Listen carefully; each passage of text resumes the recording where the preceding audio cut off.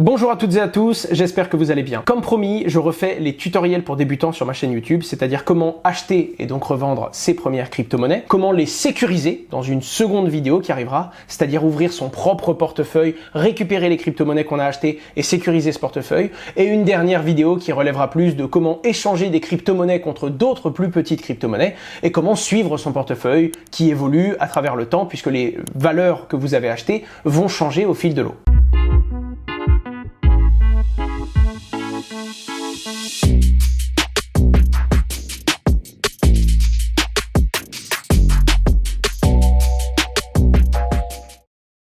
Alors dans cette première vidéo, on se concentre comment acheter du Bitcoin ou de la crypto-monnaie pour la première fois. C'est donc une vidéo vraiment où je vais essayer de vulgariser et pas seulement de vous dire quelles sont les bonnes plateformes, quelles sont les meilleures. Ça va changer en fonction de plusieurs choses, notamment la méthode de paiement. Si vous voulez acheter de la crypto-monnaie par carte bleue, si vous voulez acheter de la crypto-monnaie par virement bancaire ou encore par liquide, ça va pas être la même plateforme. Et la deuxième chose, c'est ce que vous devez avoir en tête. Parce que comme le monde de la crypto-monnaie est un peu complexe, on a envie de savoir c'est quoi les commissions qu'on paye finalement. Et vous allez voir que dans la crypto-monnaie, il y a les commissions qui sont affichées, mais il y a d'autres types de commissions.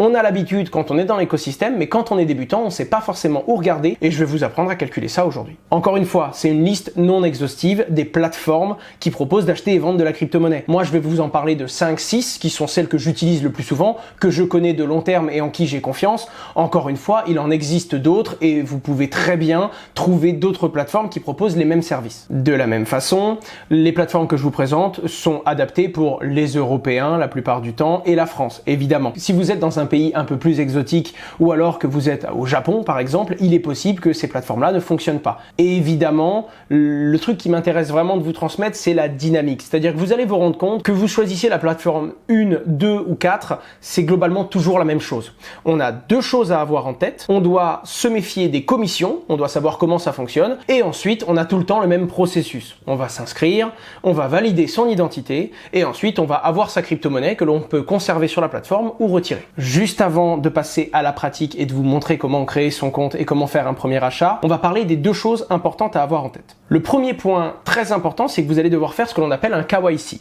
D'un point de vue réglementaire, toutes les plateformes qui vendent de la crypto-monnaie doivent récupérer l'identité de la personne à qui elles le vendent. C'est ce qu'on appelle un KYC, vous verrez ce terme très souvent, puisque toutes les plateformes du monde de la crypto-monnaie vont vous le demander. Ce KYC fait que le site internet va devoir récupérer votre pièce d'identité, un justificatif de domicile, et en fonction des montants, si vous voulez acheter des très grosses quantités, va même vous poser des questions, vous faire remplir un formulaire, voire jusqu'à vérifier l'origine des fonds si vous êtes en dizaines de milliers d'euros par exemple. Ça, c'est la première chose à savoir. Le deuxième point important, ce sont les commissions que la plateforme va vous prendre. C'est normal, cette plateforme est une entreprise, elle a des frais et elle doit justement vous prendre des commissions pour rentrer dans ses frais et veiller au bon fonctionnement de son exploitation. Malgré tout, dans le monde de la crypto-monnaie, il y a deux types de frais. Les frais visibles, que l'on appelle globalement les commissions, ça va être généralement de 1 à 4%, que ce soit par carte bleue, virement, etc. Mais il y a un deuxième frais, qui est plutôt invisible pour les débutants, qui s'appelle le spread. Alors qu'est-ce que le spread? Imaginons deux plateformes, deux sites internet qui vendent de la crypto-monnaie et qui annoncent tous les deux 3% de frais. Au premier abord, on pourrait penser que les deux plateformes vont prendre la même commission. Vous, tout ce que vous voulez, dans l'exemple en tout cas, c'est acheter 100 € de Bitcoin. Normalement, vous allez donc avoir 97 € de Bitcoin et la plateforme garde 3%. Bien, imaginez que la plateforme A ne prenne aucun spread. C'est ce qui se passerait. C'est-à-dire que vous aurez 97 € de Bitcoin, d'accord, et la plateforme aura gardé 3 € de commission. Eh bien, imaginez que la plateforme numéro 2, elle vous propose un Bitcoin un petit peu plus cher. On imagine que le vrai prix du Bitcoin est à 50 000 $, mais que la deuxième plateforme vous propose un Bitcoin et vous dit, le Bitcoin coûte actuellement 51 000 $. En gros, elle a augmenté le prix du Bitcoin de 2%. Eh bien, certes, vous allez payer 3%, donc vous allez acheter que 97 € de Bitcoin, mais en plus de ça, comme on vous affiche un Bitcoin qui est plus cher, vous allez en avoir moins, du moins quantitativement. De cette façon, la plateforme numéro 2, elle, a en réalité pris 5% de frais. Ça, c'est un petit détail, je sais que ça peut paraître un petit peu complexe, mais c'est la petite chose que personne ne dit ou ne montre en détail aux débutants qui veulent acheter leur première crypto-monnaie. Maintenant, on va passer à la pratique. Aujourd'hui, je vais vous présenter 5-6 plateformes qui sont celles que je préfère, d'accord? C'est pas un concours du meilleur et du moins bon, au contraire. Toutes celles que je vous affiche sont des plateformes que je connais depuis longtemps, sur lesquelles j'ai déjà fait passer un certain volume, et en plus de ça, en qui j'ai confiance, j'ai déjà un compte et j'ai déjà utilisé ces plateformes-là. En totale transparence, l'une de ces plateformes, Descoin, est une plateforme que j'ai cofondée.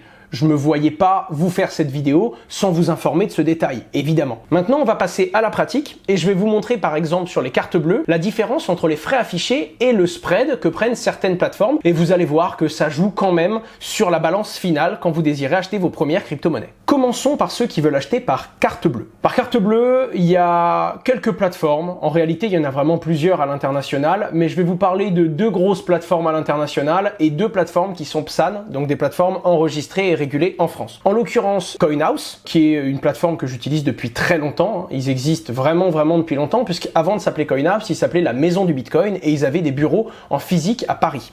Ils sont PSAN, donc régulés par l'autorité des marchés financiers française, et proposent ce service. La deuxième plateforme, c'est Descoin. C'est celle justement que j'ai cofondée en 2017 avec un collègue Julien, qui propose des services similaires. Coinbase, un géant à l'international, d'accord, c'est l'une des plus grosses entreprises d'achat et de vente de crypto-monnaies au monde. Ils sont rentrés en bourse au Nasdaq l'année dernière. C'est également une plateforme de confiance, d'accord. Par contre, ils ne sont toujours pas enregistrés et régulés en France. Ça veut pas dire que c'est interdit d'aller là-bas. Et il y a beaucoup d'acteurs français qui vous diraient que ça veut dire que c'est pas des plateformes sérieuses.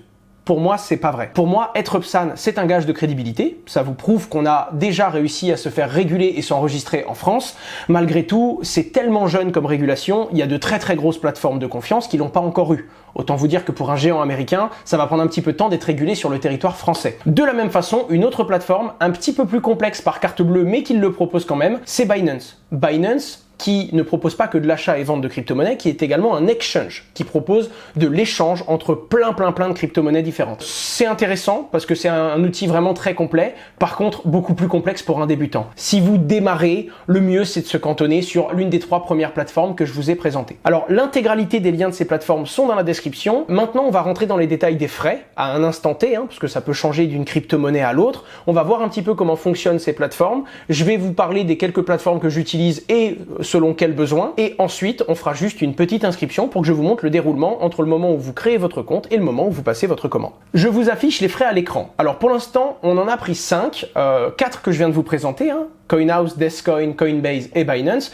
mais il y a également Crypto.com. J'ai fait une vidéo intégrale sur leur plateforme sur ma chaîne, donc je vais pas les représenter. En tout cas, le truc qui est intéressant avec Crypto.com, c'est que c'est une application mobile et on peut tout faire dessus directement. Alors je vous rappelle, on est par carte bleue uniquement pour le moment. Si vous voulez acheter par virement bancaire, vous pouvez regarder dans la barre de défilement de la vidéo, il y a l'onglet virement bancaire et ça arrive dans quelques minutes. Alors comment ça se passe? Vous avez les frais affichés, en tout cas les frais par carte bleue. Binance annonce 2, Coinbase annonce 4, CoinHouse 3,5, Crypto.com entre 3 et 4 et Descoin 2,9%. En réalité, on voit le spread. Alors, comment est-ce qu'on a calculé ce spread? Déjà, je rajoute que c'est un calcul que vous voyez à votre écran qui a été fait hier à 16h44. Parce que 2 minutes après, le prix du Bitcoin n'était pas le même et donc il peut y avoir des petites différences. C'est juste pour vous donner une illustration concrète de ce que je vous ai expliqué tout à l'heure avec le spread. Le spread, c'est le prix auquel le Bitcoin vous est vendu. Et comme vous le voyez, eh bien Binance qui annonce 2% de frais, ils mettent 1,1% de spread.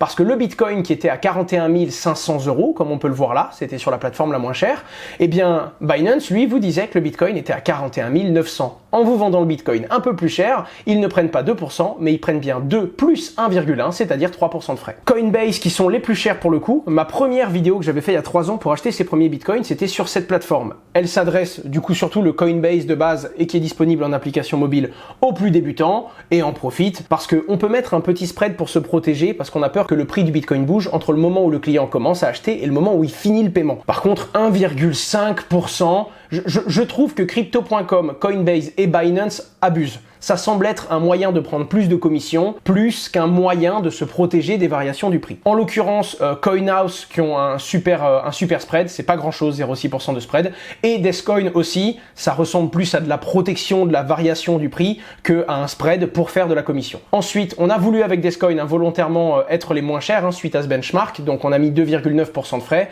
CoinHouse sont à 3,5%.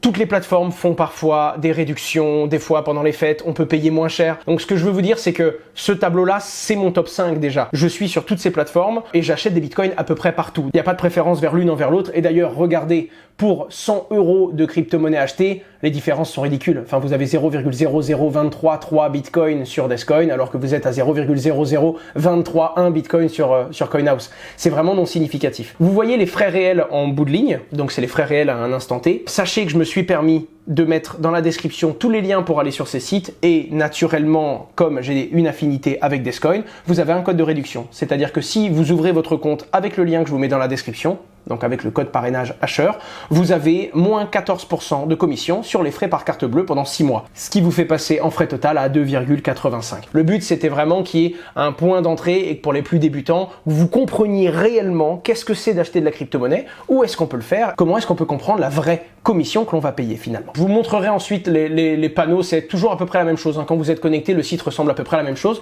On va se créer un compte sur Descoin, hop, se connecter.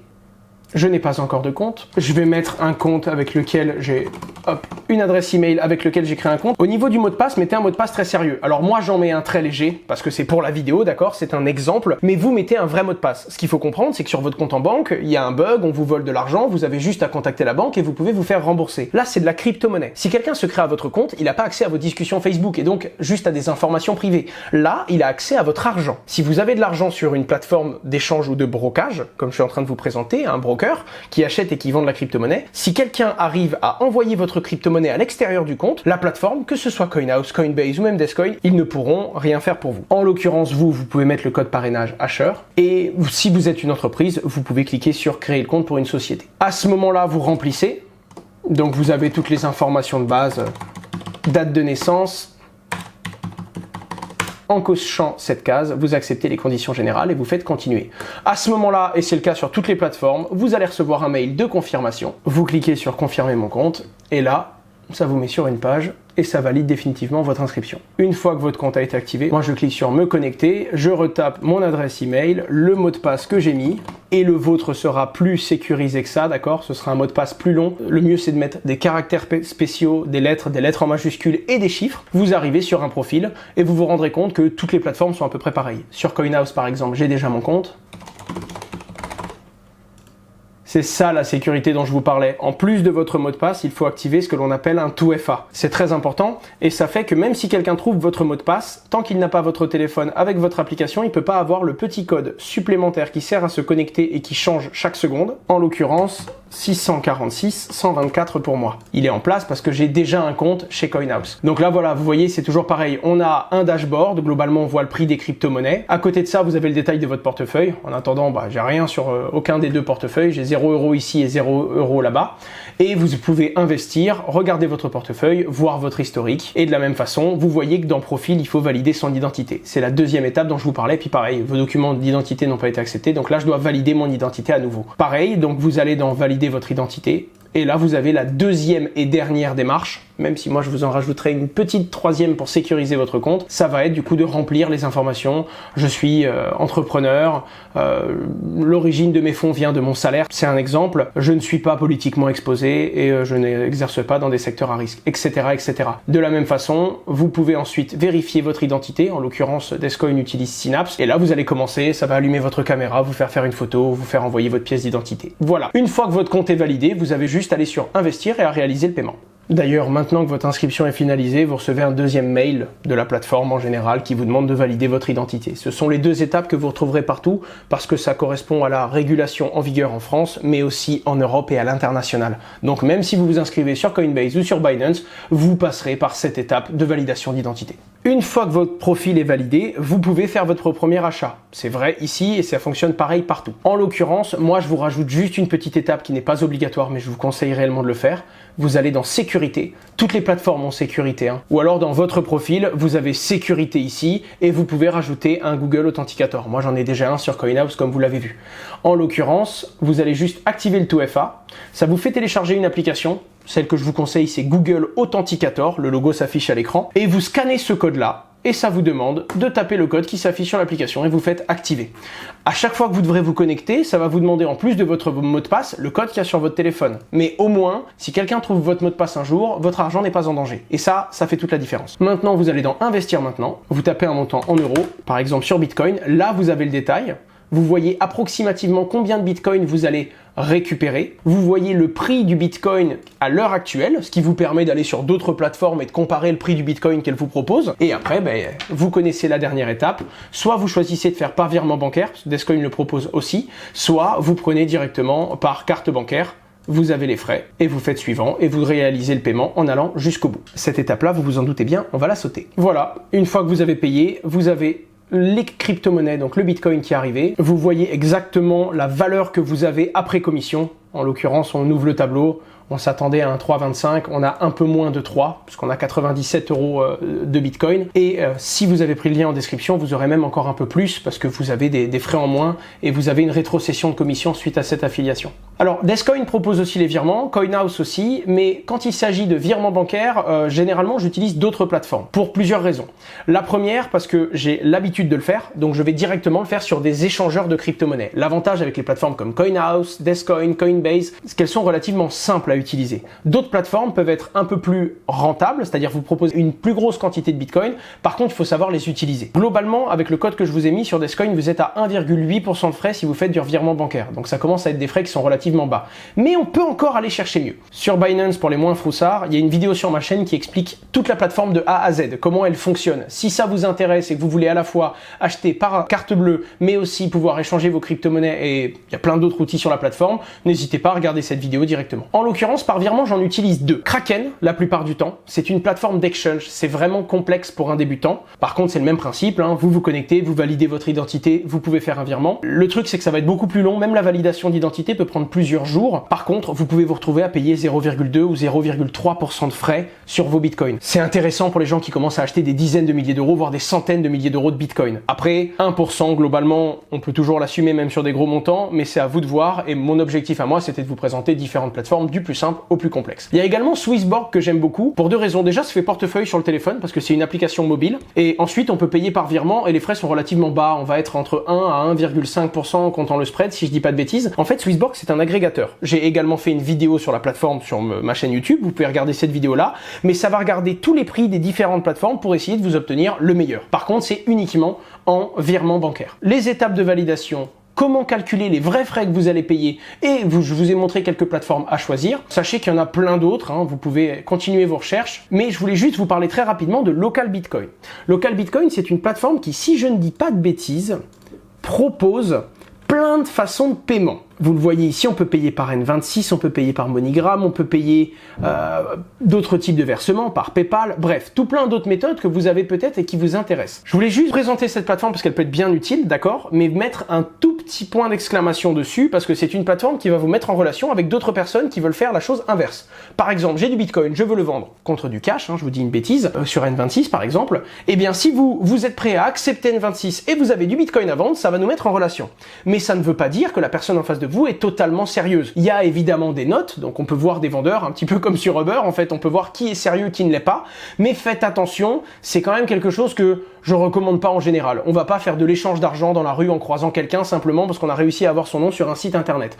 En attendant, là vous avez le prix du Bitcoin à l'heure actuelle, vous voyez que c'est pas les mêmes prix qui sont affichés, donc calculez bien la marge totale, mais des fois ça peut dépanner sur des petits montants, et puis comme partout, il y a des gens très sérieux quand même. Voilà, on a fait le tour pour ce premier tutoriel. L'objectif c'était vraiment de vous montrer la dynamique et les 2-3 petites choses de validation et de création de compte que vous allez rencontrer, et également comment bien calculer ses frais. Dans la prochaine vidéo qui va suivre, je vous apprends comment sécuriser votre crypto-monnaie.